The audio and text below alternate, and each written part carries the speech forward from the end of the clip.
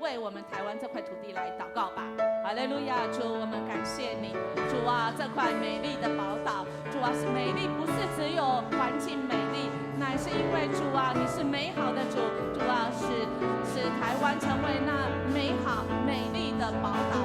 主啊，台湾没有什么依靠的，主啊，我们四面主啊都是海，主啊，我们能够依靠谁呀？主啊，唯有你是台湾永远的依靠。主啊，我们不靠你，我们还靠谁呀？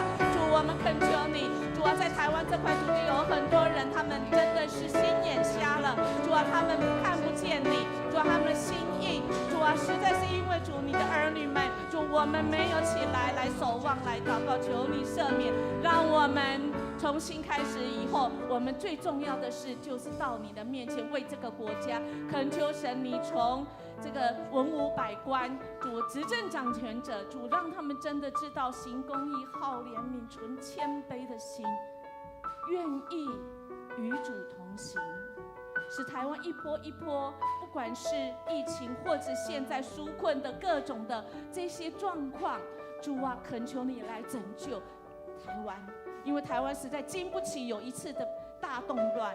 主啊，求神你来怜悯。谢谢主，听我们的祷告，这样祈求都是奉靠主耶稣基督的名求，阿们。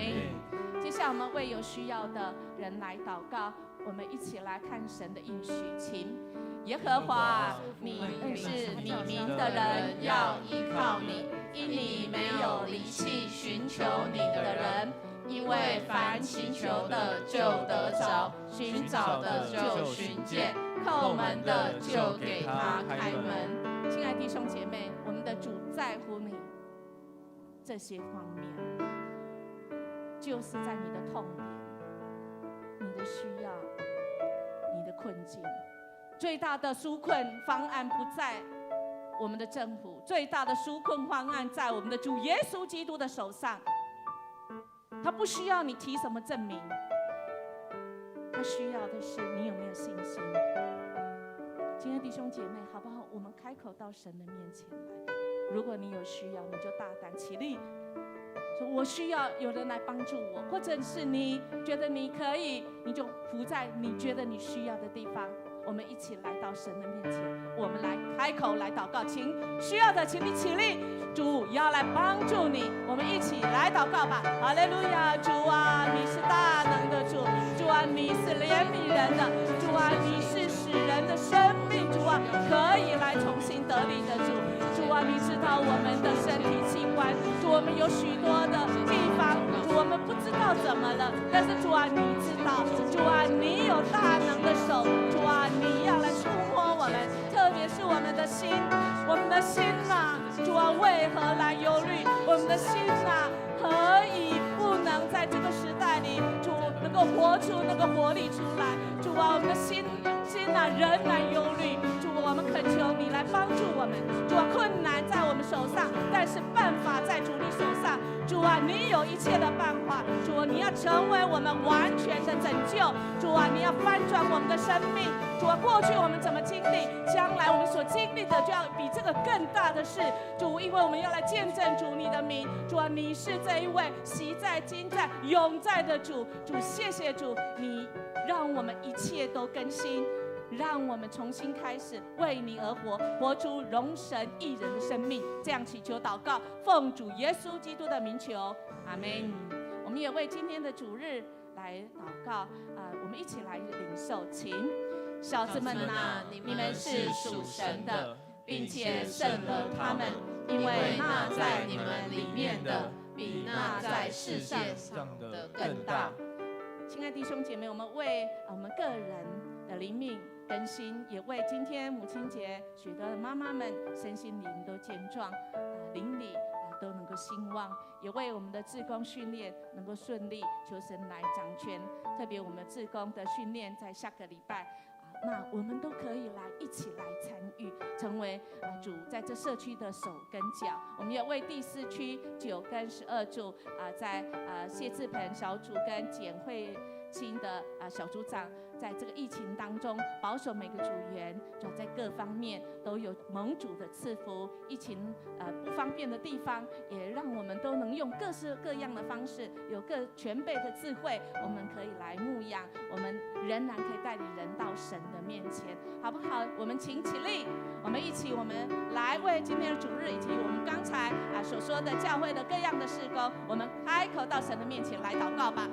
哈利路亚，主，我们感谢你，谢谢你设立主日，主啊，特别是在今天母亲节，主啊，我们又能够彼此很靠近的坐在一起，主啊，因为你的心意，主啊，你就是要我们彼此之间，主啊，我们没有距离，主啊，我们可以彼此来扶持，我们特别是在我们的灵命，主啊，我们恳求你祝福母亲们，主啊，这母亲们的辛劳唯有你知道，主，我们恳求你也帮助在教会在牧养的这个苏青长老的这一个区，以及志鹏组长跟慧清组长，主啊，你让他们就像一位母亲一样，主啊，牧养他，主你所托付他们的羊，主啊，愿我们今天所有的敬拜成为馨香的祭来献给你。我们要用主祷文，我们一起来这样祷告说：我们在天上的父，愿人都尊你的名为圣。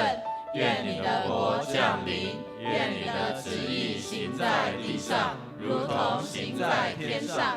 我们日用的饮食，今日赐给我们，免我们的债，如同我们免了人的债，不叫我们遇见试探，救我们脱离凶恶。因为国度、权柄、荣耀，全是你的，直到永远。阿们。以赛亚书第43章19节说：看哪，我要做一件新事，如今要发现，你们岂不知道吗？我必在旷野开道路，在沙漠开江河。各位弟兄姐妹平安，母亲节快乐！我们要在这个母亲节的早晨，我们要一起来敬拜我们的神，我们都是神的儿女，我们一起来敬拜。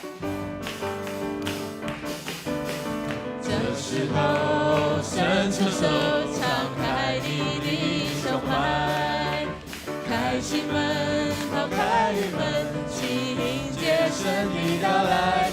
无论你是谁，身处在何处，你灵要苏醒，你心要飞扬，当知你是神儿女，至宝贵。我们一起唱哈利路亚。哈利路亚，赞美主，高声欢呼，主耶稣我救主。哈利路亚，荣耀主，你能力运行之地。哈利路亚，歌颂主，赐下平安与喜乐，时刻同在。神的儿女应当赞美不息。再唱一次。这时候，伸出手，敞开你的胸怀，开心门，抛开忧闷，迎接神的到来。无论你是谁，身处在何处，你灵要苏醒，你心要飞扬，当知你是神儿女，至宝贵。哈利路亚。哈利路亚，赞美主，高声欢呼，主耶稣我救主。哈利路亚，荣耀主，你能力运行之地。哈利路亚，歌颂主，赐下平安与喜乐，时刻同在。神的儿女应当赞美不息。我们一起来拍手，哈利路亚。哈利路亚，赞美主，高声欢呼，主耶稣我救主。哈利路亚，荣耀主，你能力运行之地。哈利路亚，歌颂主，赐下平安与喜乐，时刻同在。神的儿女应当赞美不息。神的儿女，神的儿女应当赞美不息。哈利路亚！我们是神的儿女，我们应该向我们的神来赞美不息。阿们吗？阿们。我们将我们最大的掌声都献给我们的神，神是做新事的神。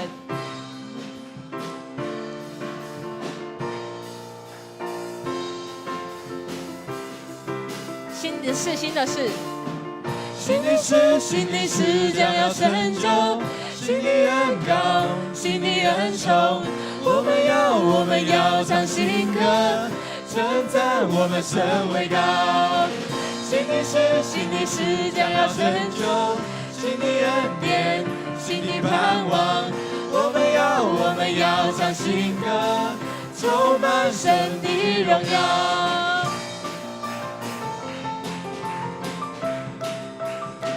哈利路亚！就在今天，新的事就要在我们当中降临。我们一起来唱《你是做》，你是做新事的神，我要向你唱新歌，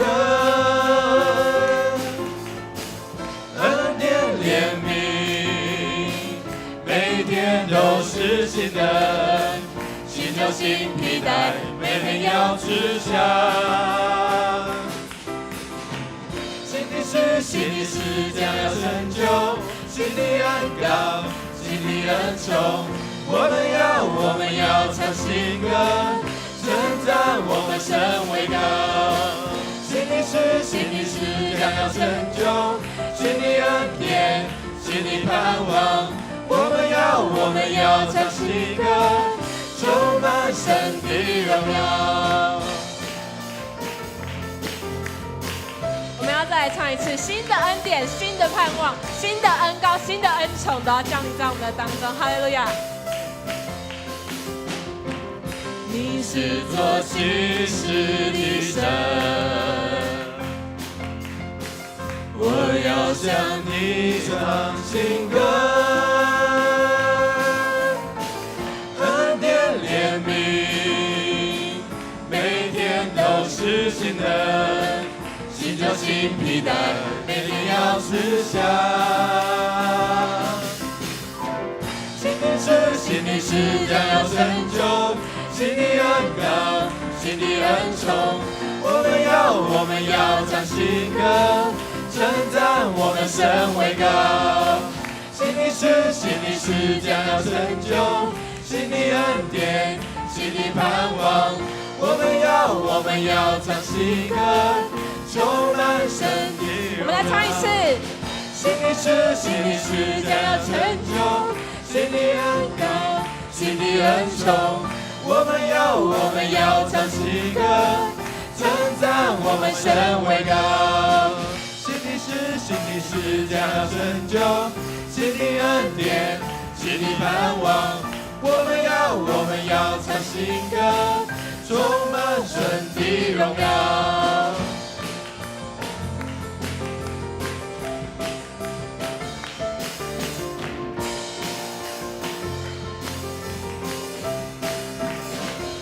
哈利路亚！我们将我们的掌声、我们的欢呼都献给我们的神。哈利路亚！弟兄姐妹，请坐。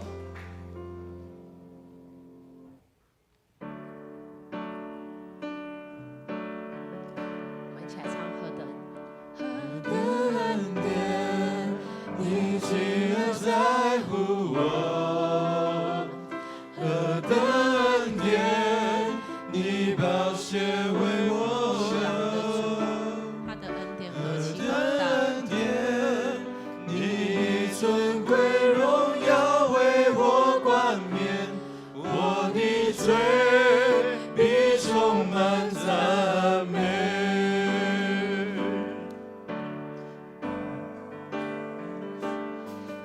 真诚的心降服在你面前，开我心眼，使我看见你感恩的心，领受生命活水，从你而来的温柔谦卑。何等恩典，你既然在乎我；何等恩典，你宝血为我流；何等恩典，你尊贵荣耀为我冠冕，我的罪必充满赞美。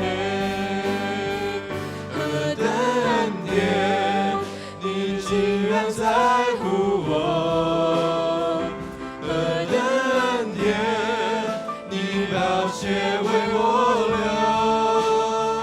何等恩典，你尊贵荣耀为我冠冕，我的罪必充满赞美。你挪去我所有枷锁，你挪去我所有重担，你挪去我所有伤悲，你的名配得所有颂赞。你挪去，你挪去我所有枷锁，你挪去我所有重担，你挪去我所有伤悲，你的名配得所有颂赞。何等恩典，你竟然在乎我，何等恩典，你宝血为我流，何等恩典，你尊贵荣耀为我冠冕，我的罪必充满赞美。何等恩典，何等恩典，你竟然在乎我，何等恩典，你宝血为我流，何等恩典，你尊贵荣耀为我冠冕，我的罪必充满赞美。主何等的恩典，你在乎我们，你看重我们，你愿意为我们在十字架上流出宝血，为我们付上代价，洗净我们的罪，可以让我们坦然无惧来到主施恩宝座面前，为要得着你的怜悯，得着属天的盼望，得着永恒的救恩。主，谢谢你，在过去的日当中，可能我们心里面充满许多的惧怕、不安，但是因为主你慈爱的手护卫着台湾，在众教会同心合的祷告，让政府执政掌权的有智慧来治理这地，使人民免于苦难，免于害怕。求你继续恩待，继续带领，让我们更多人走在你恩典的道路，更多人能够起来呼求、祷告、守望，让这块土地成为盼望喜乐之地，让这地是有永恒救恩之地。谢谢主，让我们百姓是神救赎的百姓。祷告靠耶稣基督得胜的名求 ，Amen。弟兄姐妹，大家平安。我们当中有没有第一次来与我们一同敬拜的弟兄姐妹？你是第一次来啊，还没有为你介绍过了，有吗？好，如果没有，我们要来看周报的消息。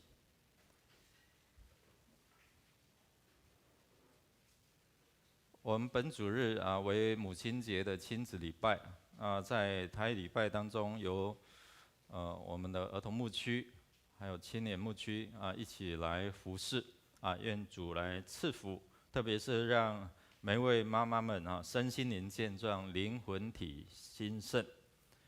我们的花艺研习进阶班会在6月20号起到8月15号，一样是10名报名即可开班。那可以详细注意公布栏的这些消息。那我们今天庆祝母亲节，所以有来出席的这些妈妈们预备好了吗？那个号码牌预备好了吗？来看一下那个礼物哈，我们有2种哈，有2种第一种是不锈钢的提把保鲜盒啊，等一下我请妈妈们站起来，你们再发哈。那这个是比较紧密的，所以要稍微用力一点哦，这样可以做运动，好吗？第二个也是一样可以做运动，去买菜的时候哈，你不用提得那么辛苦，所以请妈妈们站立起来，你要选1的哈，你就比1哈，你要选2的你就比2，好吗 ？OK， 好，请妈妈们站起来，然后你拿到那个号码牌的时候你就可以坐下哈。你需要1的哈，自己选哈，2的哈，爸爸们就不用举手了哈。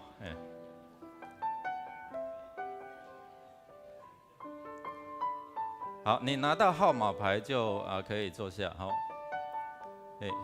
台上的是1还是2台上的是1的哈。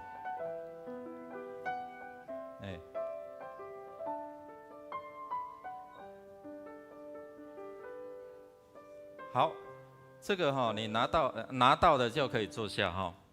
祝福妈妈们哈，真的是恩典满满。你拿到号码牌请你可以在楼下我们原互助社，因为他已经搬到中华路其他地方。那你拿到号码牌，礼拜完之后，请你到楼下原来互助社那个地方前面有贴1号跟2号你看拿到什么？你不要拿1号就排2号嘿所以都有拿到了吗？来刚进来英慧姐有没有拿到？好，那我们拍手来祝福这些妈妈嘛台上的没有拿到好吗？有拿到了哈 ，OK， 好 ，OK。好我们欢迎新旧朋友我们来参加下个主日下个主日有一个亲子讲座，透过游戏提升亲子的关系。这是在下个礼拜12点半到2点那洪老师他很会教导也带动让这些孩子突破他们的一些的困境让他们能够开始慢慢的有一些的成长。下一个，我们要颁发2020第1学期的生日助学金那我们有国高中的在这边吗？国高中的没有，我就收起来了。没有联络吗？来，有带领的来。国中代表是爱童，那高中应轩有没有来？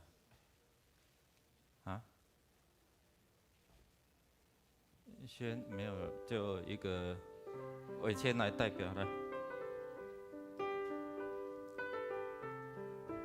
兄妹档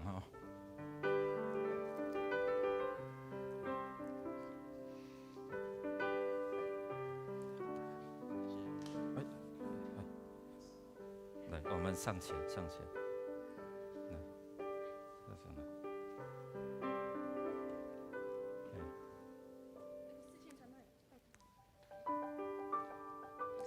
那我们祝福这些年轻学子，让他们敬畏神，有智慧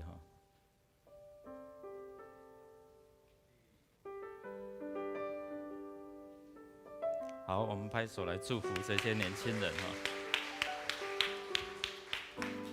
我们的大专还有研究所是在台语礼拜来颁发。那其他我们看互助社109年度的防癌险到期续约到下个礼拜截止5月17号截止。那译者请洽互助社来办理现在互助社就要到那个爱迪达那一栋大楼我们也恭喜我们最近也有喜事恭喜我们蔡光福长老哦，哇，终于成功了哦，他的女儿生了一个宝贝哦，就是小男孩。那我们也恭喜顺任长老哈，他的儿子新人还有淑娟，他们获得孙女刚好一对，哇，真的很厉害哈！我们拍手来恭喜他们好吗？看到他们就为他们祝福了哈。好，那其他的，请我们还有一段的影片哦。青年牧区在下个礼拜我们有请那个苏雅老师来分享哈。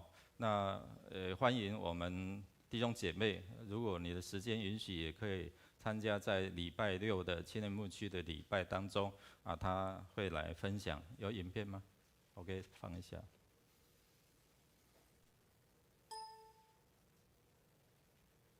温柔的声音，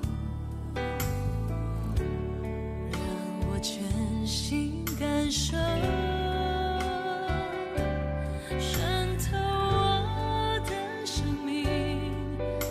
下平静和安息，你是我心的满足。在下个礼拜六的6点在7楼的礼拜堂。好，我们来读今天的金句。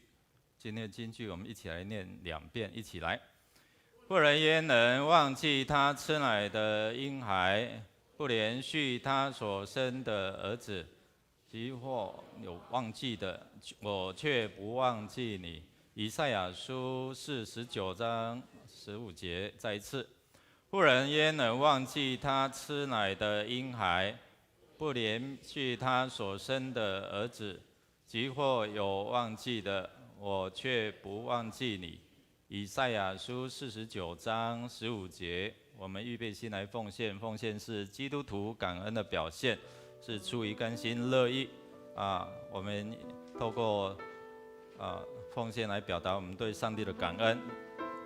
如果你不明白奉献意义，你也不用勉强奉献。我们现在我们财部也有推教会的线上的 QR code 的奉献，请我们弟兄姐妹也可以透过这个 Lucky Pay 可以在线上直接奉献。当你在奉献的时候，你就注明你是谁当然也有你自己的账号哈。我们一起用这首诗歌一起来献上我们感恩。献上感恩的心归给至神全能神，因他赐下独生子主耶稣基督，献上感恩的心归给至神全能神，因他赐下独生子主耶稣基督，一起站立。如今软弱者已得刚强，贫穷者已臣服主，都因为主已成就了大事。再一次来宣告说，如今软弱者已得刚强，贫穷者已臣服主，都因为主已成就了大事，感恩，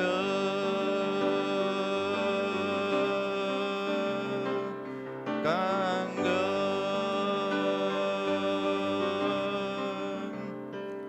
感恩。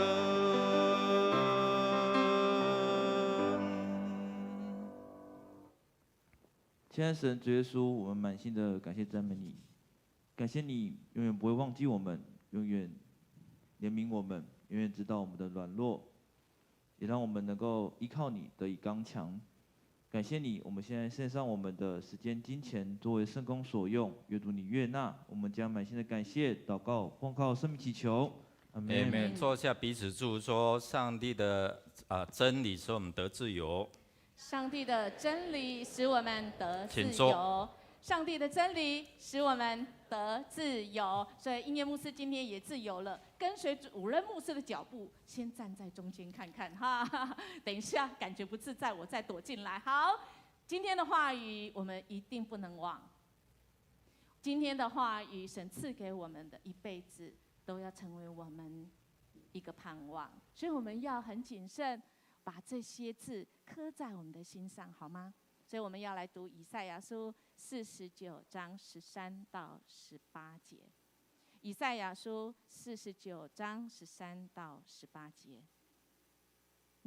我们如果翻到，我们可以一起来读不同版本都没有关系哈。这些话语除了宣告，可以对我们自己有帮助。我读的是和合的修订版。我们预备好了，我们就一起来领受。诸天哪，应当欢呼；大地呀，应当快乐；众山哪，应当扬声歌唱。因为耶和华已经安慰他的百姓，他要连续他困苦之民。锡安说：耶和华离弃了我，主忘记了我。妇人焉能忘记他吃奶的婴孩？不连续他所生的儿子，即或有忘记的，我却不忘记你。看哪，我将你铭刻在我掌上，你的强援藏在我眼前。你的儿女必急速归回，毁坏你的，使你荒废的，必都离你出去。你举目向四方观看，他们都聚集来到你这里。耶和华说：我指着我的永生起誓，你必要以他们为装饰佩戴，以他们为华带束腰，像新妇一样。这是耶和华说的。如果我们手上是看纸本的，就非常的清楚。今天我们的经文是从第13节来看起。如果你的是纸本的，你会发现13节其实是从前面一个很大的应许，49章一个中间的段落说耶路撒冷的复兴的最后一个小段落的结束，也就是以赛亚这位先知在对以色列的人民在最困苦的时候，有一个预言宣告，说他们将要复兴。亲爱的弟兄姐妹，复兴的意思是什么？今天我们就是复兴，阿妹吗？本来上个礼拜再上个礼拜，这个椅子上坐的人怎样？稀稀疏疏，因为我们要1.5的什么距离啊？这个社交距离。但是今天苏醒，我们复兴了，就是苏醒了，我们大地整个都苏醒了，因着耶和华的心意，他的心意就是要他的子民们。因着在你生命中各种的困境，他不是要我们受苦。亲爱的大家，过去6个礼拜、8个礼拜，他没有要我们受苦，他要的是我们因着困苦，我们尝到主恩在困苦当中成为我们的一股力量。他要我们不要忘记，因为他忘不了我们的，所以今天的13节就有这样的应许，说他有复兴的应许。然后14节开始，哇，一个新的段落开始，因为我们人很有限。当我们在困苦中的时候，你再多的告诉我啊，那个盼望，我就是怎样，这个提不起劲来。所以从第14节开始呢，有3个问题要问这一位说对我们应许说忘不了的主说：主啊，为什么可以？你是忘了我吗？有3个问题。今天我们的经文只有先讲第1个问题。我不知道在你的信仰中，你有没有对神发出问题？如果有，我要恭喜你，因为我们的信仰，我们的主是经得起你提问。当我们跟神的更多的提问跟问话，而且是真实的，那么我们就要真实来经历这一位忘不了我们的主。从什么时候开始，他就爱我们？或许我们还不知道，我们忘记的时候，但我们的主忘不了。还有谁也忘不了你跟我？就是我们的母亲或父亲，我们最至亲，可能带领我们的重要他人。我们要来看一个影片，我们就知道，其实忘得了吗？忘不了吗？不知道。你喜欢吗？回忆一下跟妈妈的回忆哦。真情大爸爸考验哦。睡觉哦，我一直吵他起来。你为什么事跟妈妈说过对不起？你有什么事没有啊？我最乖。我跟妈妈说。我要捉迷藏。爱心。爱心。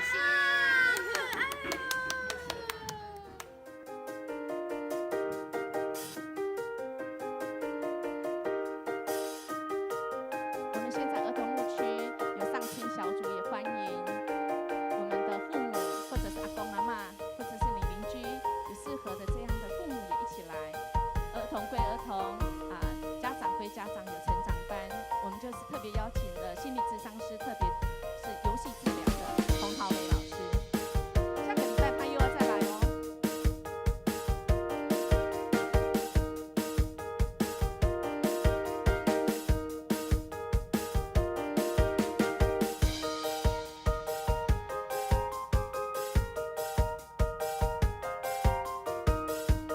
下个礼拜哦，找你的好朋友，我们一起来。亲爱的大家，我们刚刚看到我们的孩子，当你问起你有没有对不起妈妈的，每个都说什么？我就乖呀，好，他都忘记了。但是我们父母呢，孩子有没有不乖的时候？当然会有，但是我们总是记起他的什么乖的地方哈。那我们来看这个在我们的这个有一个孩子哈，那个麻烦 PPT 谢谢。这个有一个小孩，他就叫小乖啊。那小乖乖不乖？他真的很乖，因为他认为他跟妈妈打勾勾。如果他很乖，妈妈说要带他去看水族馆，去看鱼，哇，他很高兴，所以他就很乖，很乖，很乖。然后，但是妈妈呢，等到那一天的时候，妈妈接到临时有通电话，他必须去公司，他没有办法再带小乖去。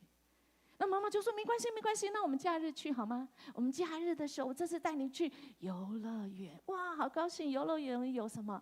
旋角木马，有这个云霄飞车，好好好，妈妈，我跟你打勾勾。亲爱的弟兄姐妹，孩子跟你打勾勾的时候，就是他天大的事情，你不能爽约啊！你如果爽约，他记你多久？一辈子，是吗？哇，这一天假日到了，可是妈妈真的太累了。所以小孩子心里下雨啊，哭了。妈妈，你说话不算数。我们有没有常常听这样的话？妈妈说：那，我真的没办法，我很想，但是我就是没办法。所以妈妈再跟他约定说：那你生日的时候，我送你宠物。所以妈妈很认真的赚钱。然后等到他生日那一天，他要走的时候，老板又跟他讲，今天要加班。所以等到他加完班的时候，去宠物店门口一看，宠物店门口已经结束营业。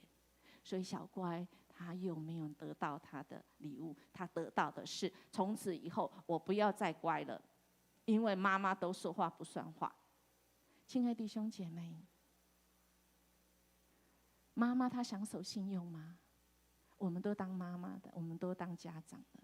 我们也曾经当儿女的，我们也曾经当人家的朋友。我们很多的时候，我们跟人家打勾勾，这是一件很重大的事情。我们也很想要守住这个信用，但是怎么办？因为我们办不到。我们的上帝他跟我们打勾勾，他给我们很多的应许。我们的上帝他有能力达到吗？好，他要守信用，可是这位上帝他有能力守约施慈爱吗？我们可以相信他吗？他会忘了我吗？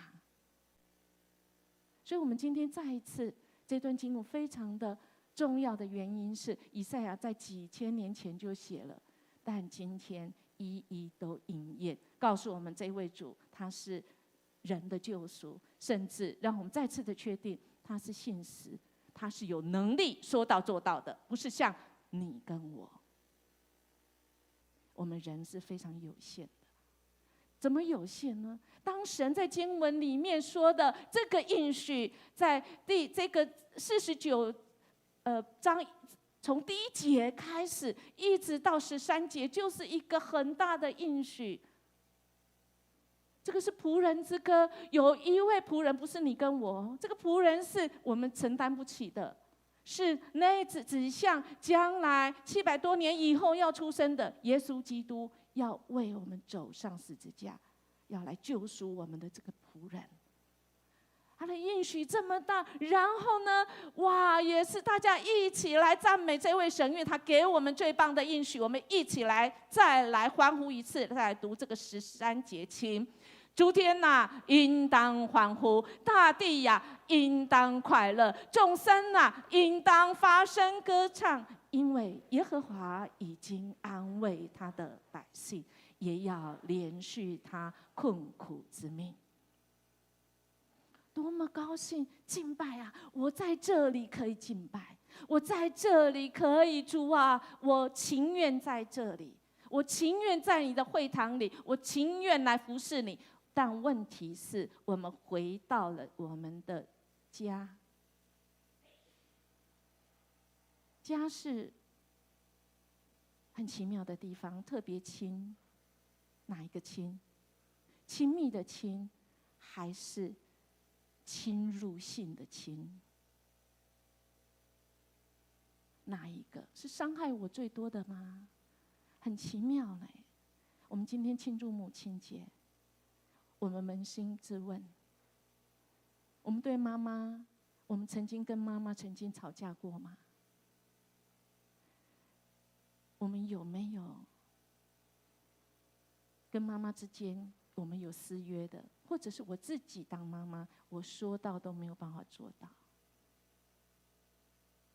那这一位上帝呢？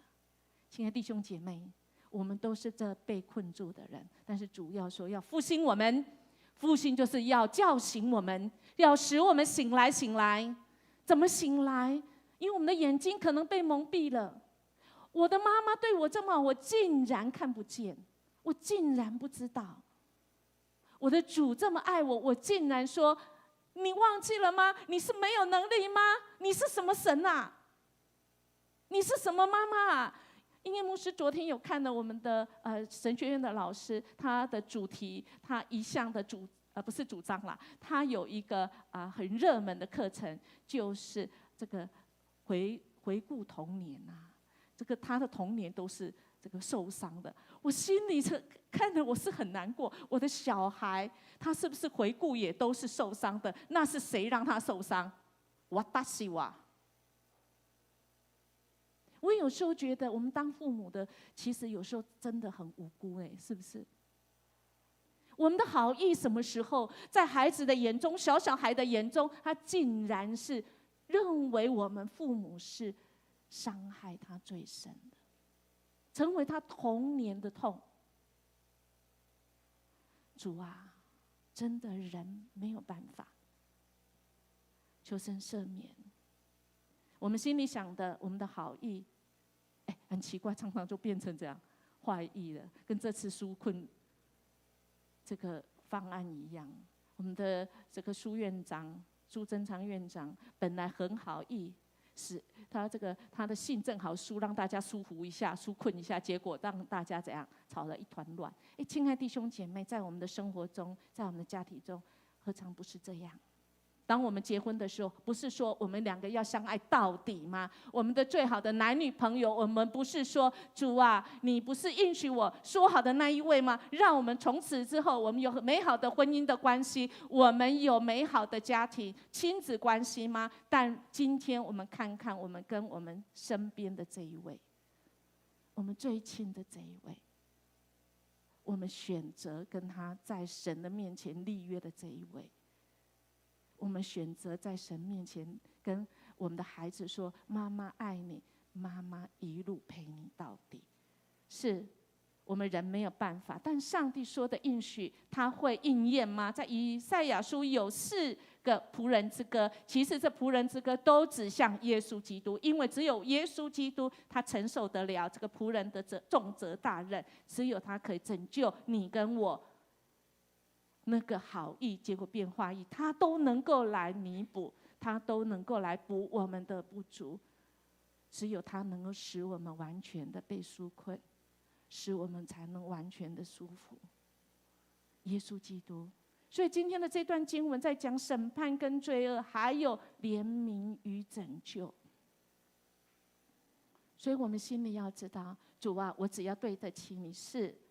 虽然现在儿女们不谅解我，虽然我身边的人误会我，虽然人家错待我，但是主，你有审判。主啊，你知道，你有怜悯，你也拯救。主，你要恢复那美好的关系。主，你要恢复那美好原来的创造，而不只是今天经文以色列境内而已，甚至到几千年后的今天。感谢神。就在前几天，我们得到了这个真的是纾困，使我们能够大家又做得这么紧密，一起来敬拜，何等的美好啊！也要施行所有神所创造的，在全地，在跨时间、跨空间，直到他再来的时候。可是有些人在痛苦当中，你可能还不感觉，就像那西安城。看到那些应许说：“主啊，那说好的应许呢？”可是他明明现在被掳巴比伦，正在做人家的奴隶，而且如果按照以赛亚说，还要几十年，我拢可能不哇，我可能都活不过这个世代啊！主啊，你是不是忘了我啊？西安城要说：“主啊，你是不是忘了我？”因为西安城就是这么破烂，而且还不断有人来侵扰、来欺负。主啊，你是不是忘了？你忘了你给我们的应许吗？亲爱的弟兄姐妹，你在困苦当中没有办法撞墙期，你没有办法解决的时候，你是不是也这样呐喊说：“我的道路向耶和华隐藏的，上帝，你好像不了解我的痛苦，你不了解我的绝望啊！”这是他们所呼求的，但也是不是你我现在的困境？没代没急，这间店关没代没急，没有什么事情，结果我被怎样？我被裁员了，没有什么事情，结果说好的那个人说要永远爱我到底，可是他不见了。说好的那个人，他自己竟然选择先上天堂了。我们绝望吗？我们会呐喊说：“主，你忘记了吗？你忘记我的痛苦吗？你不在乎，你不了解我的绝望吗？”当人在痛苦中，很有可能只想啊，主，你可能忘记，但有更多的人要问这几个问题：上帝，你胜任吗？你会像那个妈妈一样吗？你跟我应许，但是你做不到啊。上帝啊，你真的有能力吗？主啊，你公平吗？我隔壁那个比我还坏，他怎么会这么一路顺畅我呢？我的妯娌当中，只有我是在帮忙我公婆的，但是何以只有我？主，你公平吗？当我们在痛苦当中的时候，我们会有这些的发问跟神问：为什么上帝似乎不关心我？我听不到。主啊，你如果在乎我，你要告诉我，让我知道啊。但我何以都听不到这些呢？你以为你的痛苦是神的失误吗？是上帝这个划了一下，他错待你吗？如果按照有一位这个作家特别，这个杨斐利作家，他特别去问了一些医生，做了几个结论。他说，人在痛苦是有一个我们的身体有一个疼痛的网络，疼痛是有意义。亲爱的弟兄姐妹，你现在的痛苦是有意义，为什么？因为疼痛对危险会发出哒哒哒哒。亲爱的弟兄姐妹，我们知道这个钱柜 KTV 就是因为它没有怎样哒哒哒，对不对？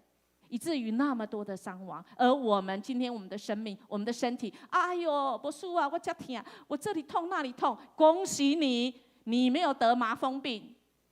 那麻风病的人不会觉得痛啊，他手脚都断了啊，这个才真的有病。如果你觉得到痛苦，我们真是恭喜，因为这样发出的这个警报，甚至于在我们人性之间，性的快感，这个医生都说是由疼痛细胞来承载的。哇，原来痛有这么大的功能，甚至我们说的艺术文化表达，都是因为人对痛苦的这个压力之下所承受出来的。原来疼痛，我们都误解了它，因为如果我们没有了疼痛，没有痛苦，我们的生命就会落在那危险中，我们就不知道要警惕。是啊，疼痛我们就会哀哭，我们就哭到泣不成声，哭到快要断气，那谁在乎啊？我们来看一个影片，我们曾经像这样这么绝望的哭过吗？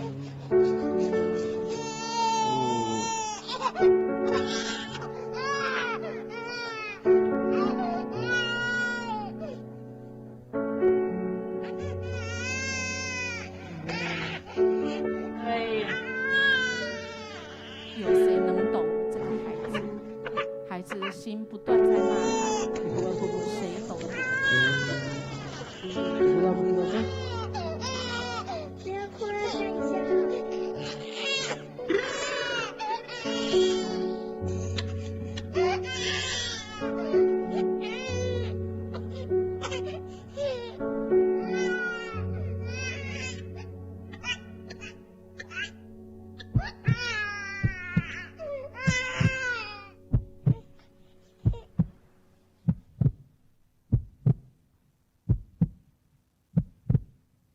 听见了那熟悉的声音。这小婴孩的妈妈出生他的时候就难产死亡，他把他的心脏捐给这个男士，所以这个男士他所发出来心脏的声音，是他妈妈跳动心脏的声音。亲爱的弟兄姐妹，我们有曾经过这么痛苦，没有人懂我们，我们可能自己有不知道自己怎么了，就是不舒服啦，就是足杂的啦，就是足艰苦的啦，没有原因的，有谁懂呢？有，耶稣基督的心就像这一个小婴儿，他听见一个懂他人的心跳的声音，不断的告诉他，我在这里，孩子，我懂你。虽然妈妈不能按照所应许的陪你到底，但是有一位主耶稣基督，透过人没有办法想象的方式，成为那个心跳的声音。神透过你心跳的声音，因为主耶稣基督在你心上。亲爱的弟兄姐妹，以耶稣基督的心为心的时候，如果你真的像这个小婴儿，哭到泣不成，在那喜安了，不知道怎么，没有办法的办法都没有了，绝路了，请你把你的手放在你的心脏上，因为主耶稣是以马内利的主。你听听那心脏的声音，是以耶稣基督的心，他正在向你说，我们的主他忘不了你，他忘不了你，他跟你的约定，他跟你的打勾勾，因为这是上帝的旨意，就是他爱你，而且他爱你到底。即或是妇人忘记了，即或是妇人像刚才那个妈妈，她没有办法，她没有能力，因为她就是面对人生的最后了，但是我们的主不忘记你。我们一起来读这很大的应许，请。西安说：耶和华离弃了我，主忘记了我。妇人焉能忘记他吃奶的婴孩，不连续他所生的儿子？即或忘记的，我却不忘记你。我们的主要引导你，因为他把你的名字刻在他的掌上。他说：看哪，我将你，请注意用第一人称哦，将你的名字刻在主的掌上。你的强援，就是主成为你的强援，在主的眼前。所以主将你的名字刻在他掌上，他代表他认识你。你想什么，其实他都知道。你误会他，你骂他，他也知道。但是他知道时候到了，他要让你显明。他只告诉你，我不会忘记你。这个代表的他对你个人，所以他只说你。第二人称你，他对你的爱，他又说：我以永远的爱来爱你，而且这个爱，这个记忆不会停。纵使人算什么，竟然你看人为大，你看我为大，你将我放在心中，每早来检查我，时刻试炼我。主将我们的名字刻在他掌上，代表他为我们祷告。他宣告我们是他掌上的明珠。他把我们的名字刻在他定恒的手。他定恒的手有你的名字，所以我们可以得平安，我们可以得医治。他跟我们立的永约，他不会忘记。他举起他的手，因为你的名字在他手上，记得这个画面好吗？他是要祝福你，他不是要打你。纵使你现在觉得我好像被惩罚，我好像被管教，但主的手是祝福你，是荣耀的双手带领你，永远不放手，要让你走这个荣耀的路，一生一世跟随神。玛撒是一个26岁得渐冻人，但是他很快，他变化的速度比别人快。他不到1年时间，他就从一个很漂亮的年轻有为的青年，变成要坐在轮椅，然后很快几个月，他变成要躺在床上。那个痛苦是没有人可以理解，就像刚才那个小婴儿一样，他就是一直哭，哭到他不能哭，他哭到他怨恨上帝，说：主啊，你无能啊！如果你有能力，你可以救我啊，你可以医治我啊，不然就是你根本不爱我，你根本不在乎我的痛苦。所以他拒绝一切人家对他传福音，他拒绝一切上帝的爱，他不再理上帝。直到他人生最后已经到最后晚期，他告诉护理人员：我可不可以回家？但是不可能，因为他也没办法说话，只能用这样点字这样。因为所有的器具怎么搬回去？他希望2个礼拜，可不可能？不可能。这个消息一公布以后，媒体有一个团契，就为他筹钱，为他排24小时的班，因为他需要24小时，类似像护理人员在他身边，因为他就是已经没有办法动，都要靠呼吸器，就真的带领他回家2个礼拜。2个礼拜以后回家，回到医院，他眼泪掉下来，他用他能表示的方式说：我要受洗成为基督徒，我知道，我终于知道上帝爱我，上帝在乎我，透过这个团契。亲爱弟兄姐妹，有很多人正在痛苦当中，上帝呼召你成为上帝的手跟脚，让人感受到爱。不是上帝不能，不是上帝不能，而是上帝看我们为重，呼召你跟我说：醒来吧，醒来吧，不要只有顾自己。我们成为神的手跟脚，我们一起来经历新的，因为每早晨都是新的，人的生命也要重新。神的信实是极广大的。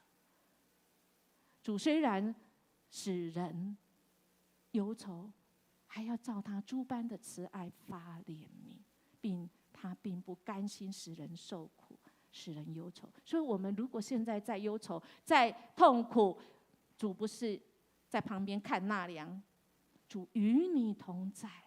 因为他很大的应许，说凡等候耶和华，心里寻求他，耶和华必施恩给他。所以这位神是与我们同在的。从今天的经文，我们如果从这些经文，我们就发现，这个以马内利的神真的是在很久很久以前就应许给我们。在以赛亚书在14节，你看我们的怎么样的疑问，神都再一次回答我们。所以神不怕你问他，我们可以来问神，神的应许会再一次来告诉我们说：孩子，我与你同在，所以你受的苦没有人知道，但我知道。我要跟你一起重新来开始。怎么样开始？会有怎么样新的景象呢？我们一起来宣告神赐福给我们的。来，你的儿女必急速归回，毁坏你的，使你荒废的，必都离你出去。你举目向四方观看，他们都聚集来到你这里。耶和华说：我指着我的永生起誓，你必要以他们为装饰佩戴，以他们为华带束腰，像新妇一样。亲爱的弟兄姐妹，如果你现在正在做决定的话，重大的决定的话，神要告诉你，神有应许，那个荣景要再回来，而且要比之前的更大。上帝要让你经历的是超过你所求所想的，因为这一位主不是忘记你，不止他不忘记你，他还与你同在，与你受苦，也要与你同欢乐。他没有难成的事情。我们要来看一个见证，在我们教会里面真实的。今天是充满感恩的日子，我们来看一个母亲与婴儿的故事。大约40几年前，在一个基督教的家庭里，有一对双胞胎出生了，是同卵双生的双胞胎哦。不但外表很像，连声音也一样，外人是很难分辨谁是谁。在学校或教会主日学，老师总是叫错名字。在双胞胎出生前，家庭环境优渥，家里是制作婴儿用品的工厂，主力是做婴儿奶嘴。大家心里一定想，这对双胞胎出生后，应该有享用不尽的婴儿用品吧？但是，当时的双胞胎妈咪住在工厂旁的住家，却因为工厂制作奶嘴的味道，产生强烈的孕吐。即使戴了3片口罩，还是无法止住呕吐，常吐到呼吸困难。怀孕期间吐了8、9个月，肚子又超级大，走路非常困难。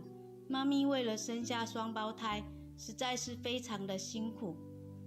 忍了9个月，在圣诞节的前夕，双胞胎终于出生了，但是却不像预期的白胖健康。瘦弱的姐妹俩常常哭到昏迷，要送去医院急救。妈咪整天为这2个婴儿担心他们来不及长大。当时的医疗没有现在发达，医生也不知道确切原因，只说心脏发育不良，要顺利的长大可能不太容易，让这个家庭陷入一种随时等待爆发的恐惧里。为了医治双胞胎，找遍当时南部有名的中西医，却束手无策。当时大家庭是住在一起的，双胞胎的伯母常常为他们祷告，跟妈咪一起跪在神面前，求主耶稣医治保守，因为确知在人不能，在神能，唯有把孩子交在神的手里，求神医治看顾，神必保守他们平安健康的长大。透过教会与家庭的迫切祷告，渐渐的昏迷的状况变少了，也慢慢变得健康。4岁的小姐妹终于可以上幼稚园，也顺利上了小学。在神的保护下，现在依然健康平安。我就是故事中的女主角，双胞胎之一的丽英。神在我还不认识她的时候，就已出手救我。透过母亲的见证，知道我们的生命是得来不易的，因为保护我们的是耶和华，归荣耀给神。亲爱的弟兄姐妹，还有接下来他领受这么大，但是他到了长大以后，他竟然忘记跟神的约定。写在哪里？第6页，这是他的见证。他回到神的面前。我们现在不要看，我们回去再看。还有你记得吗？还有一个见证，就是他大概在10年前，我忘记几年前，他得了鼻咽癌。记得他的见证吗？他的妈妈再次为他祷告，来鼓励他。医生说不可能，但是他怎样？今天在我们当中，而且他立志，他要把他的生命要献给神。人会忘记，但是我们的神忘不了你跟我的约定啊！亲爱的弟兄姐妹，我们要相信上帝的应许，知道他在乎你，更重要是他有能力，他有能力为你来纾困，甚至于给你更新的路，超过你所求所想的，就在于我们愿不愿意跟随上帝的带领呢？好不好？我们用这一首歌成为我们的祷告，好吗？我们请起立。何等恩典！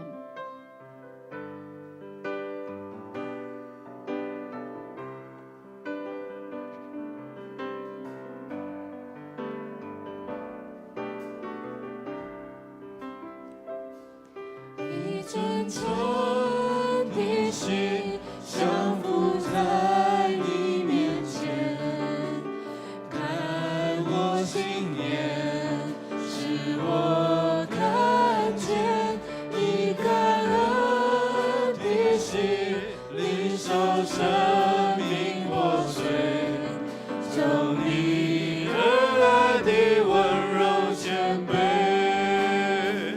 何等恩典，你竟然在乎我，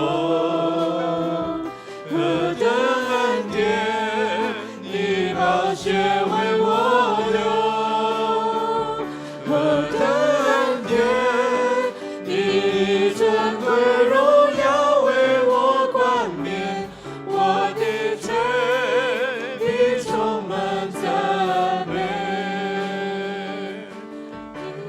真的心降服在你面前，开我心眼，使我看见你感恩的心，领受生命活水，从你而来的温柔谦卑。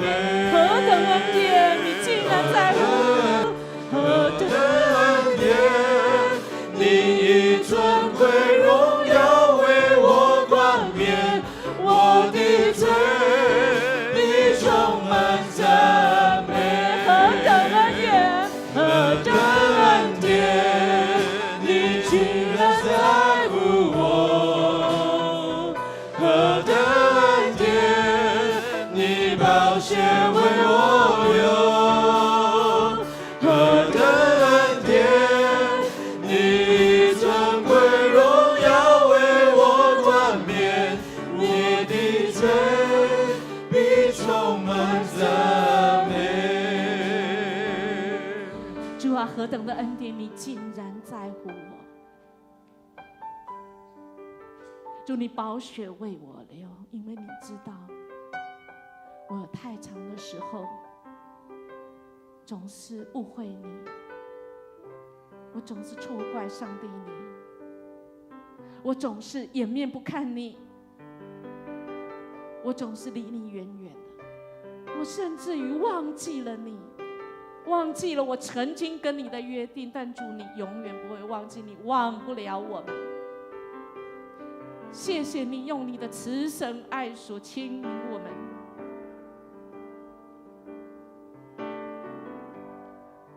谢谢你在乎我现在的感觉，我的情绪，我的困境。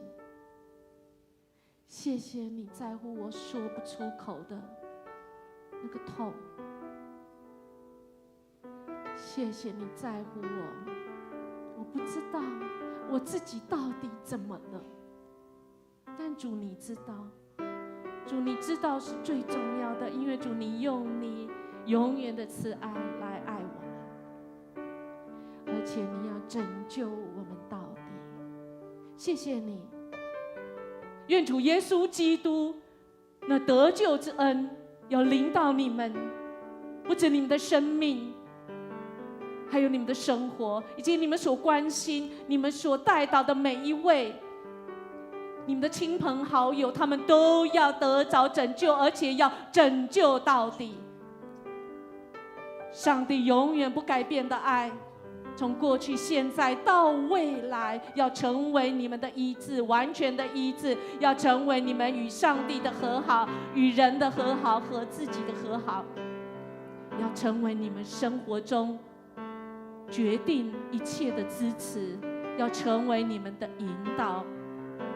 亲爱的圣灵，以马内利的主与你们同在，永不离开你们。从这里出去，回到你们的家，回到你们工作的地方，回到学校，回到这社区的每一个角落，都要靠主来得胜，都使主的名要得着荣耀。你们也要平安与喜乐，从今时直到永永远远。阿们。请坐。新的事将要成就，新的恩膏，新的恩宠，我们要唱新歌，称赞我们神为高。新的事将要成就，新的恩典，新的盼望，我们要唱新歌，充满神的荣耀。亲爱的弟兄姐妹，我们互道平安。我们今天的礼拜就到这里，请我们到楼下要兑换那个母亲节的礼物哦。再次